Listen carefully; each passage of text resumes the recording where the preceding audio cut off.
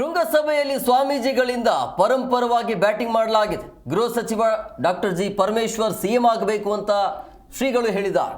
ದಲಿತರೊಬ್ಬರು CM ಆಗಬೇಕು ಅಂತ ಸ್ವಾಮೀಜಿಯವರ ಸ್ಟೇಟ್ಮೆಂಟ್. ತುಮಕೂರು ಶೃಂಗಸಭೆ ಸಭೆಯಲ್ಲಿ ಈ ರೀತಿಯಾಗಿ ಸ್ವಾಮೀಜಿಗಳು ತಮ್ಮ ಆಶಯವನ್ನು ವ್ಯಕ್ತಪಡಿಸಿದ್ದಾರೆ. ಜಿಲ್ಲೆಯ 42 ಮಠಾಧೀಶರುಗಳ ಸಮ್ಮುಖದಲ್ಲಿ ನಡೆದಿರುವಂತಹ ಸಭೆ ಇದು. ಒಂದು ಮಾತು ಹೇಳ್ತೀನಿ ಕೇಳಿ. ನಿಸ್ಪೃಹನಾಗಿ ನಿಸ್ವಾರ್ಥತೆಯಿಂದ ಜನರ ಸೇವೆ ಮಾಡ್ತಾ ನಾಡಿನ ಸೇವೆ ಮಾಡ್ತಾ ಇದ್ದವ್ರಿಗೆ ಸ್ಥಾನ ತಾನೇ ಹುಡ್ಕೊಂಬರುತ್ತೆ.